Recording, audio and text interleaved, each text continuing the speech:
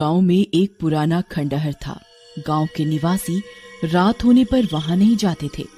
लोगों का ये कहना था कि वो एक श्रापित खंडहर है। उसी गांव में राजू और माटू नाम के दो शराबी रहते थे। वे पूरा दिन गांव में शराब पीकर घूमते रहते और सबको तंग करते। सभी गांव वाले उनसे बहुत दुखी थे। माटू भाई, आज मेरी तनख्वाह मिली है, आज तो इंग्लिश दारू पिएंगे। क्या सच कहते हो भाई? आज तो मजा ही आ जाएगा। पर जल्दी चलो, शराब के ठेके पर शाम हो चुकी है। लौटते हुए कहीं रात हो गई तो उस खंडहर के पास से निकलना होगा। मुझे तो बहुत डर लगता है। चल फट्टू, आज हम इंग्लिश दारू पीकर शहंशाह बन जाएंगे। कोई भी भूत और चुड़ैल हमारा कुछ नहीं बिगाड़ पाएंगे।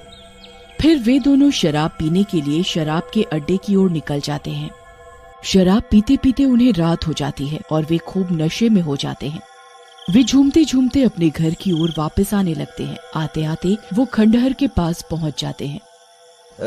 माटू भाई, बुला भूत को, आज तेरा भाई भूत से लड़ाई करेगा। हाँ राजू भाई, मैं भी लड़ूंगा भूत से। मेरे से बड़ा कोई योद्धा नहीं दुनिया में पूरी।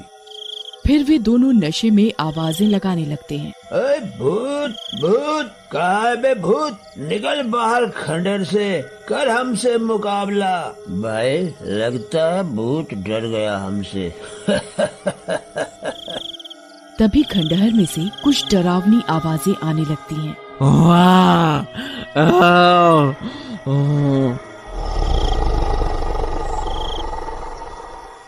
भाई, लगता है भूत हमें अंदर बुला रहा है। चलो जरा इसे पीट कर आएं। वे दोनों खंडहर में घुस जाते हैं। उनके घुसते ही खंडहर में तेज हवाएं चलने लगती हैं और बहुत सारे चूहे यहाँ वहाँ भागने लगते हैं। राजू भाई, यहाँ तो चूहे भरे पड़े हैं। गांव के लोग खामोखा इस खंडहर से डरते हैं।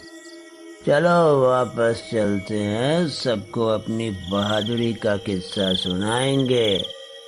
फिर जैसे ही वह वापस जाने के लिए पीछे मुड़ते हैं, उनके सामने एक विशालकाय राक्षस खड़ा होता है, जिसका धड़ इंसान जैसा और मुंह चूहे जैसा होता है।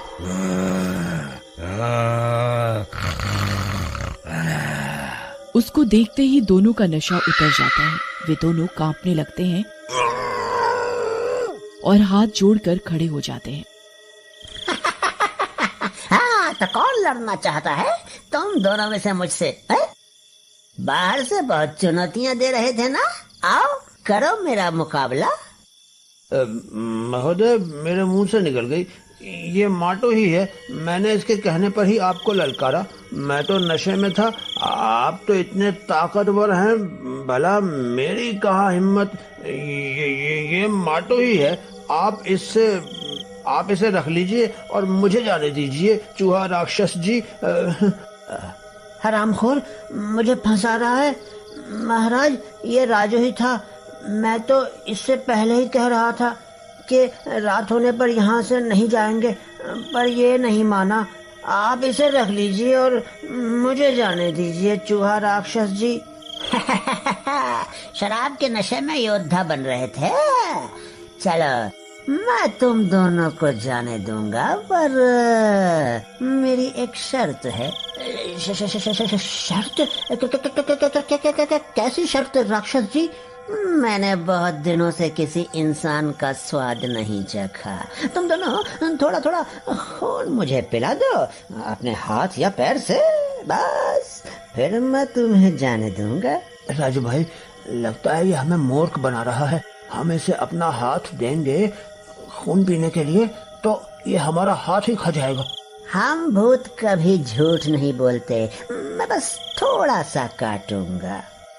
फिर वे दोनों अपना अपना हाथ उसके आगे करते हैं, डरते हुए, और वह भूतिया चूहा दोनों के हाथ से थोड़ा थोड़ा खून पीता है और उन्हें जाने के लिए कहता है। वो खंडहर से बाहर निकल जाते हैं।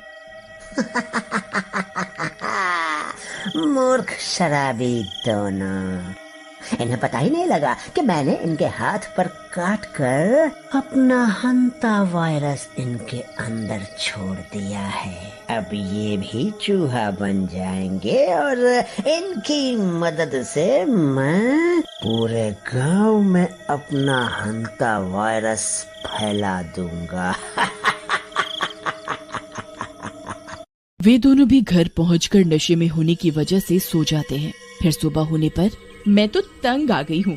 पूरा दिन शराब पीता है, रात भर सोता है, घर वालों की कोई चिंता नहीं है। हे ईश्वर, कैसा पति दिया है मुझे, क्या पाप हुआ था मुझसे। फिर वह राजू के कमरे में जाती है और वहाँ का नजारा देख उसके पैरों के नीचे से जमीन खिसक जाती है।